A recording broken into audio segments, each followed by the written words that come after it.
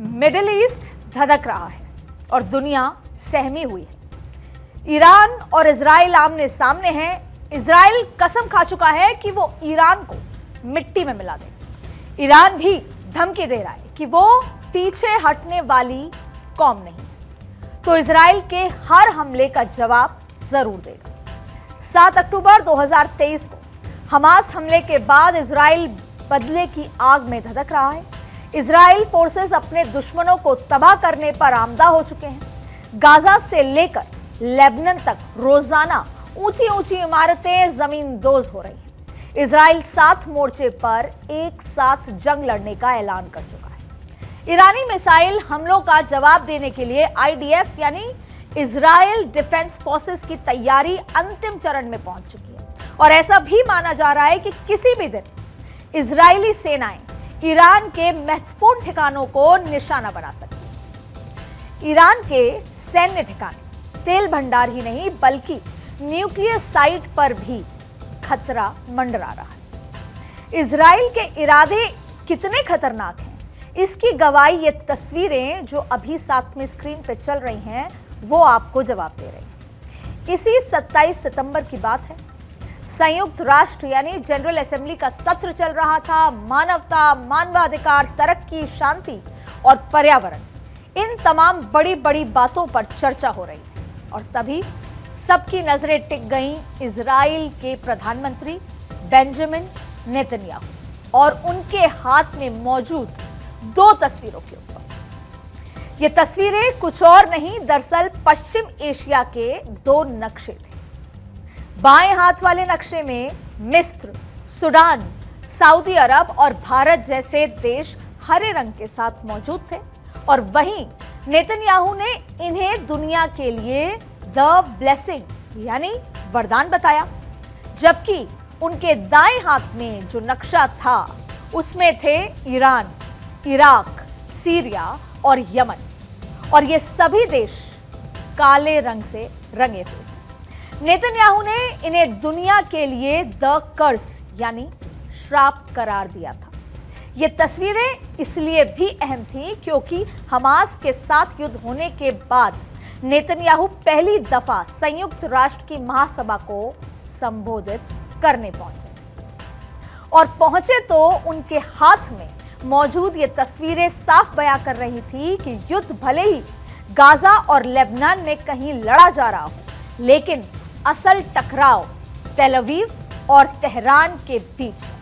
शायद इसीलिए यूएन के जिस सभा से शांति की उम्मीद थी, वहां अपनी स्पीच के खत्म होते ही नेतन्याहू ने एक नई जंग का आगाज कर दिया। लेकिन इस बार हिजबुल्लाह के साथ उसके चीफ नसरल्लाह के खात्मे का आदेश देकर और उनके इसी आदेश के बाद से केवल पश्चिम एशिया ही नहीं पूरी दुनिया जंग की आशंका से सहमी हुई।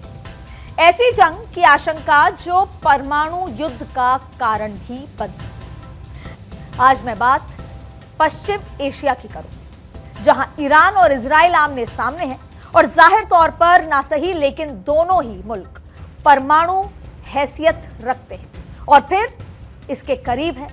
तो फिर इस टकराव के मायने क्या हैं? आखिर हमास, हिजबुल्लाह, हूतियों से लड़ते लड़ते इजराइल और ईरान जंग के मुहाने पर क्यों आ गया है? पश्चिम एशिया में बीते करीब 4 दशकों से जारी प्रॉक्सी वॉर यानी कि छद्म युद्ध को मुल्कों के बीच सीधी जंग की दहलीज तक कैसे पहुंच गई? और यह सवाल इसलिए भी लाजमी है क्योंकि ईरान की खोमेनी हुकूमत भले ही इस्लामिक क्रांति के बाद से ही इजराइल को खत्म करने की कस्में खाती रही, लेकिन ये पहली बार है जब ईरान ने इजराइल पर सीधा हमला किया, लंबी दूरी की बैलिस्टिक मिसाइल दागी और वो भी एक तो नहीं सैकड़ों की संख्या। लेकिन सवाल ये भी है कि आखिर कभी जिगरी दोस्त रहे 2 मुल्क जानी दुश्मन कैसे बन गए? क्या इसी दुश्मनी की कोई सुलह कभी मुमकिन है? तो चलिए एक एक सवालों की तहकीकात करें, लेकिन इसके लिए हमें इतिहास की गहराइयों में उतरना पड़ेगा। बात 1948 की, दूसरा वर्ल्ड वॉर खत्म हो चुका था, भारत आजाद हो चुका था और हिटलर के हाथों में विभत्स नरसंहार, अमानवीय यातनाएं झेल चुकी यहूदी अपने लिए एक सुरक्षित जगह तलाश रहे थे, उनका अपना देश।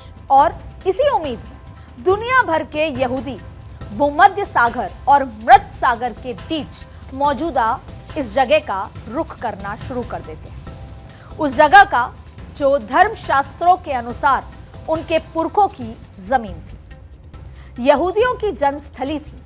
उनकी तलाश खत्म होती है 14 मई 1948 को, जब पश्चिम एशिया की इस धरती पर एक नया देश इजराइल का जन्म होता है। 1948 से पहले तक यह पूरा इलाका फिलिस्तीनी था, जिस पर कभी ओटोमन साम्राज्य का राज था, और यहां रहते थे बहुसंख्यक फिलिस्तीनी अरब। इजराइल बन तो गया था, लेकिन यहूदियों के संघर्ष की कहानी खत्म नहीं हुई थी। इजराइल के चारों तरफ मौजूदा मुस्लिम बाहुल्य अरब देशों को अपने बीच ये यहूदी राष्ट्र कभी पसंद नहीं आए, और विरोध करने वालों में सऊदी अरब, मिस्र, जॉर्डन, सीरिया, इराक के साथ ईरान भी शामिल था।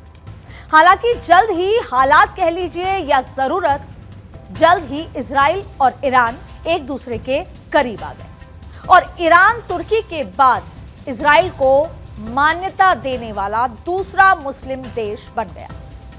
वर्ष 1953 में रजा शाह पहलवी के शासन के दौरान तेहरान में इजराइल का दूतावास भी काम करने लगा था, जबकि भारत के इजराइल के साथ डिप्लोमेटिक रिश्ते स्थापित हुए थे 1992 में, यानी करीब 40 साल बाद। दोनों देशों के रिश्ते के लिए 1979 एक टर्निंग पॉइंट साबित हुआ। तब इस्लामिक क्रांति के बाद ईरान में अमेरिका परस्त शाह पहलवी का शासन खत्म हुआ और अयातोल्ला खुमैनी बन गए ईरान के सर्वोच्च नेता।